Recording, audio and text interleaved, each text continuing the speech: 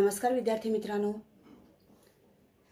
मित्रांनो, कोविड-19च्या या सद्यस्थितीत आपल्या शाळा बंद असल्या तरी आपले शिक्षण चालूच आहे आणि त्याच अनुषंगाने बृहन्मुंबई महानगरपालिका शिक्षण विभाग व्हर्च्युअल ट्रेनिंग सेंटरच्या माध्यमातून व्हिडिओ थ्रू आपण आज भेटणार आहोत।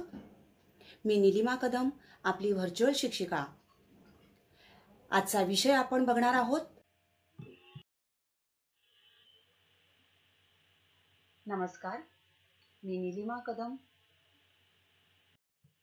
इयत्ता 7वी, सामान्य विज्ञान, भौतिक राशींचे मापन, मेजरमेंट ऑफ फिजिकल क्वांटिटीज।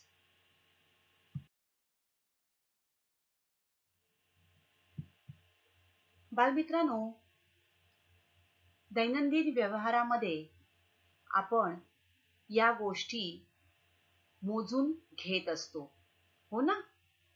दूध, तेल, त्याचबरोबर फळे, भाजीपाला या गोष्टी आणि अगदी सोने, चांदी यासारख्या मौल्यवान वस्तू, या सगळ्या गोष्टी आपण दैनंदिन जीवनात दुसऱ्याकडून घेताना म्हणजेच विकत घेताना त्यांचं मापन करून त्या मोजून घेत असतो। तर या राशींचं बघा, आता भाजीमध्ये आपण जर बघितलं तर काही पालेभाज्या आहेत, काही फळभाज्या आहेत। दूध हे द्रव पदार्थ आहेत। पेट्रोल, दूध, तेल हे द्रव पदार्थ, तर भाज्या, धान्य हे स्थायू पदार्थ। त्याचबरोबर सोनं हा सुद्धा एक स्थायू पदार्थ आहे। कपडे आपण घेतो, मग या ज्या वेगवेगळ्या वस्तू आपण जेव्हा घेतो तर या मोजमाप करण्यासाठी, या राशींचं मोजमाप करण्यासाठी एकाच प्रकारचे एकक वापरले जाते का? आपण कांदे 1 किलो द्या म्हणतो, तसंच सोनं सुद्धा 1 किलो द्या असं म्हणतो का? थोडासा विचार करा। So, we use different units for measuring all these things. या सगळ्या वस्तू ज्या आपण घेतो त्यासाठी आपण वेगवेगळी एकक वापरतो, हो ना? We take onions in kilogram, whereas we take milk or petrol or oil in liters and gold in gram. Okay? So we measure the weight of fruits, vegetables, food grains. धान्य, भाज्या यांचं आपण वजन करतो। तर शरीराचं तापमान किंवा द्रव पदार्थांचं तापमान मोजलं जातं। आजकाल कोविडच्या काळामध्ये तुम्ही बघितलं असेल तर अशा प्रकारच्या तापमापीच्या सहाय्याने आपल्या शरीराचं तापमान मोजलं जातं। So, temperature of the body or some liquids can be measured. Sometimes we measure volume of solids and liquids. For measuring solid, we know that we can take height, breadth and length. Length, breadth and height. But for measuring volume of the liquid, we use these types of beakers. Similarly, density of various substances also measured. तर द्रव, स्थायू, वायू यांचं आकारमान मोजलं जातं। त्याचप्रमाणे density म्हणजेच विविध पदार्थांची घनता सुद्धा मोजली जाते। तर काही वेळेला आपण वाहनांचा वेग किती आहे हे सुद्धा अभ्यासतो। The speed of vehicles. तर बऱ्याच ठिकाणचं अंतर जे आहे ते सुद्धा आपण अशा प्रकारे या मॅपच्या सहाय्याने बघू शकतो। So dear friends, this temperature, speed, distance, mass.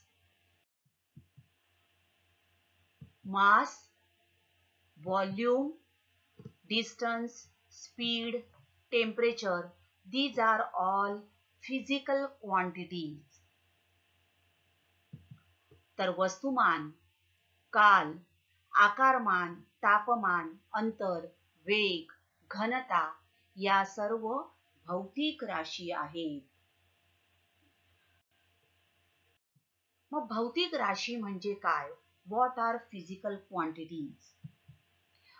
A physical quantity is a property of a material or system that can be quantified by measurement. या ठिकाणी तुम्हाला दिसते बघा इंचेस, क्वार्ट किंवा तुम्हाला टेबल स्पून आपण म्हणतो, कप, औंस, पाउंड, ही या सगळ्या आपण काय करतो? Quantified by measurement.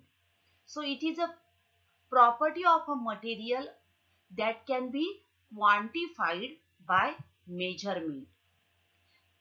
तर वस्तुमान, वजन, अंतर, वेग या राशींना आपण भौतिक राशी असं म्हणतो. मग भौतिक राशी म्हणजे नेमकं काय?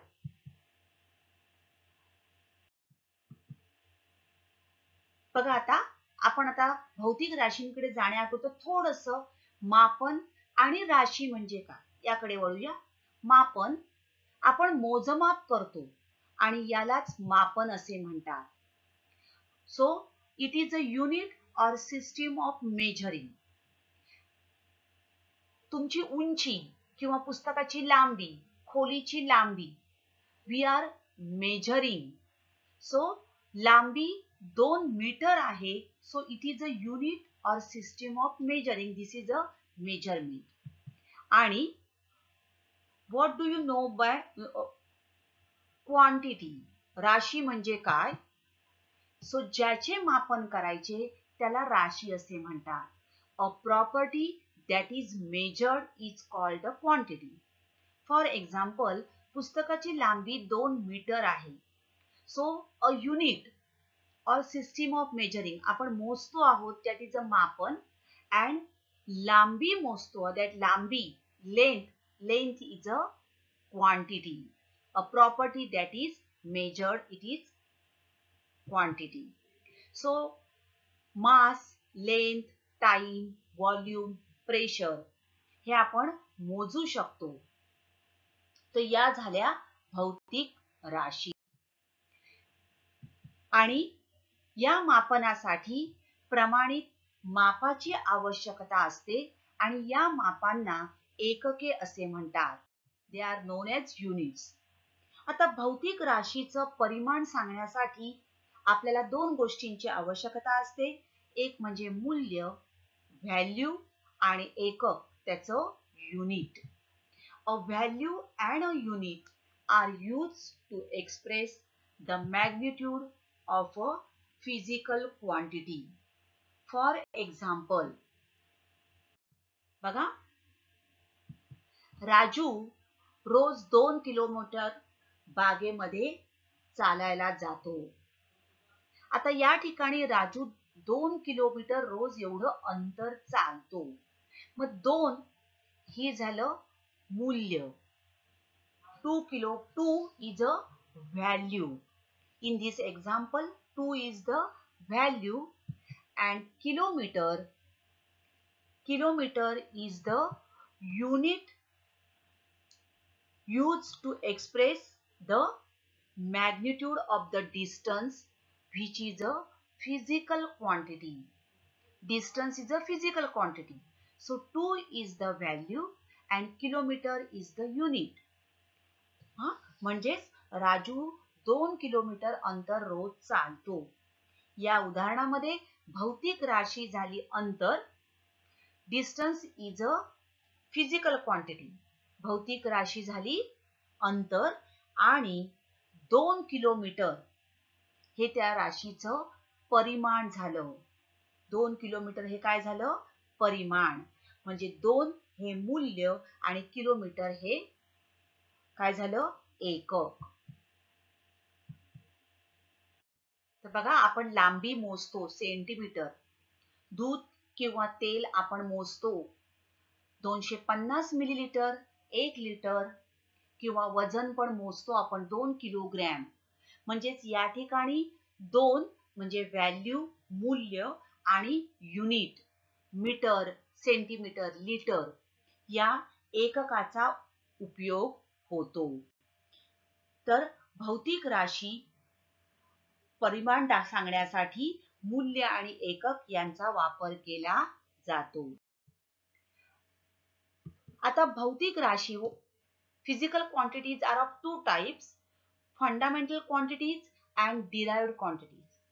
Now, fundamental quantities are those that are defined directly by the process of measurement only. For example, length of a pencil or length of a book.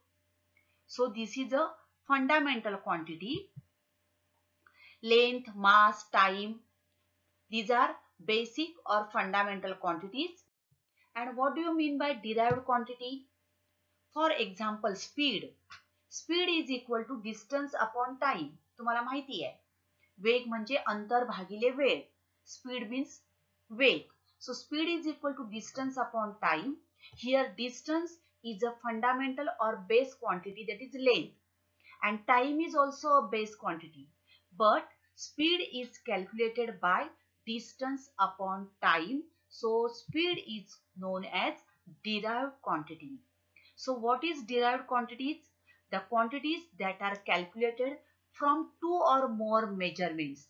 Here distance we have to take into consideration. Similarly, we have to take into consideration time also. So when two quantities, two or more measurements are required, those are known as derived quantities. आता आपण येणार आहोत अदिश राशी म्हणजे काय. Scalar quantity. Dear friends, बघा, 5 litre sanitiser आपण घेतला. आता या ठिकाणी 5 लिटर सॅनिटायझर आपण आणला.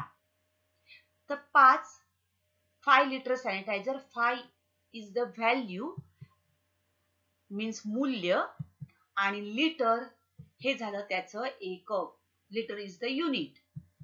सो फक्त परिमाणाच्या सहाय्याने आपल्याला 5 लिटर सॅनिटायझर म्हटल्यानंतर आपल्याला लक्षात येतं की फक्त आपण परिमाण सांगतो आहोत.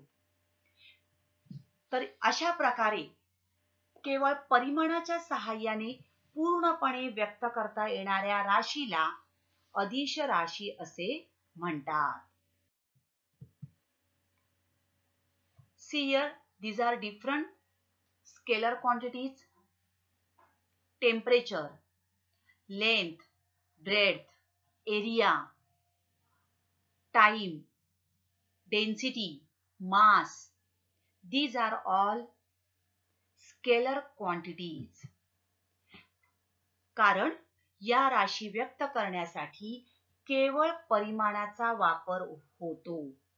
These quantities can be completely expressed by its magnitude alone, and therefore temperature, area, time, density, length, breadth, mass, these are all scalar quantities.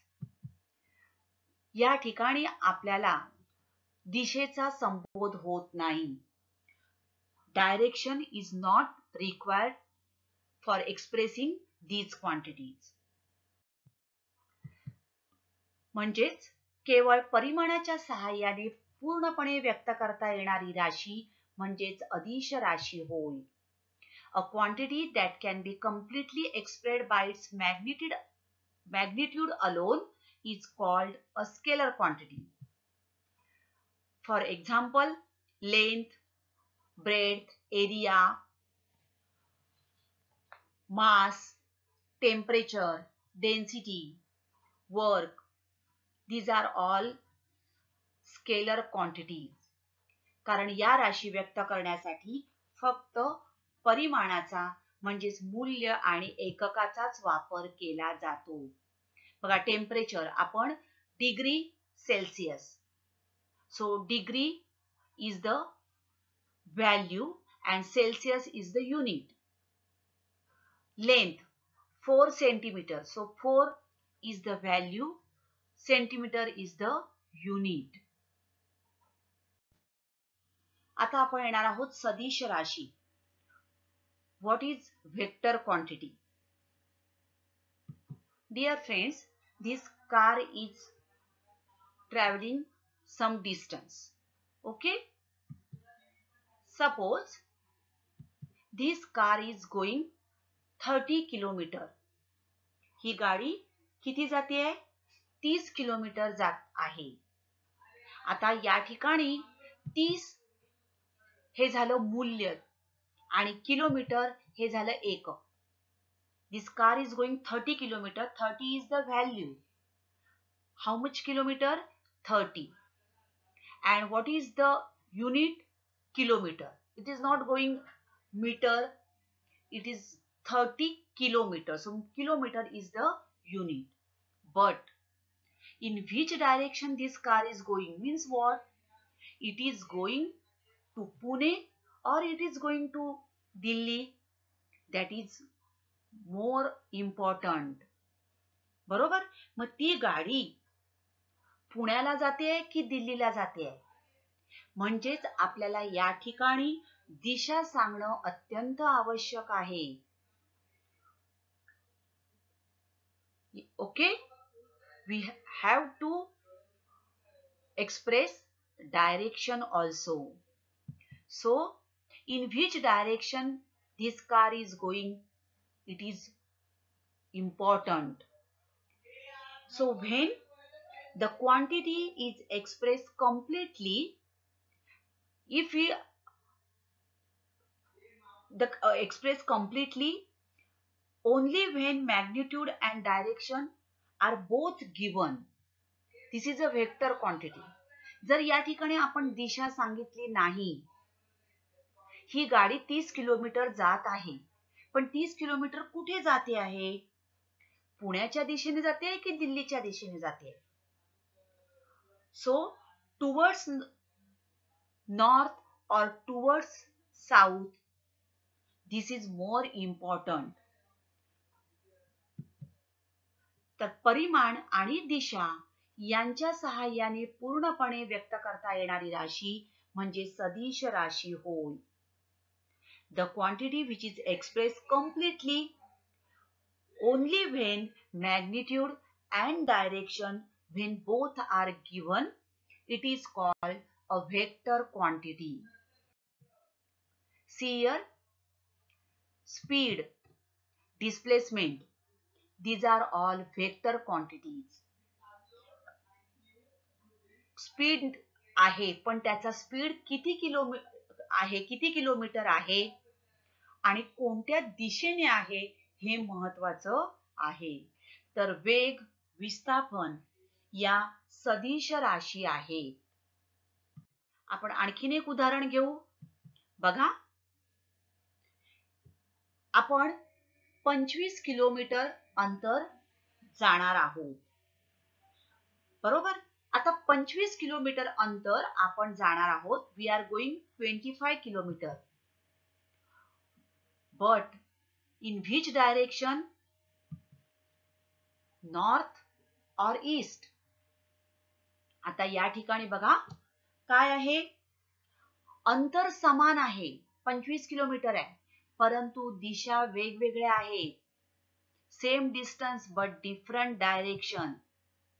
This is going towards east and this road is going towards north. So same distance but different direction. म्हणजेच अंतर समान पण विस्थापनाची दिशा वेगवेगळी आहे आणि म्हणून वेग हे काय झाली आहे? सदिश राशी झालेली आहे.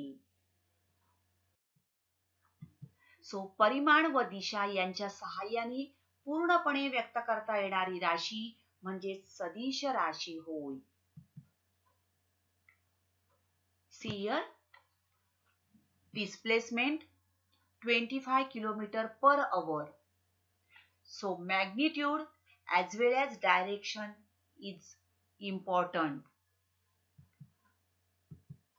The quantity that is expressed completely only when magnitude and direction are both given is called a vector quantity.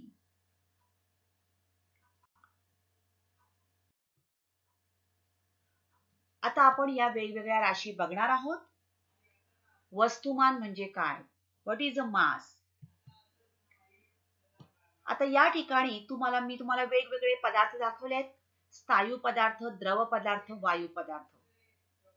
आता स्थायू पदार्थ, द्रव पदार्थ, वायू पदार्थ या तिन्ही मध्ये बघा द्रव्य संचय आपल्याला दिसतोय. हा स्थायू पदार्थ जर आपण घेतला तर स्थायू पदार्थातले हे सूक्ष्मकण एकमेकांच्या खूप जवळ आहेत, पण द्रव अवस्थेतील सूक्ष्मकण एकमेकांपासून लांब आहे. वायू अवस्थेतील सूक्ष्मकण अजून एकमेकांपासून लांब आहे. परंतु हा जो द्रव्य संचय जो आहे, या द्रव्य संचयाला वस्तुमान असे म्हणतात.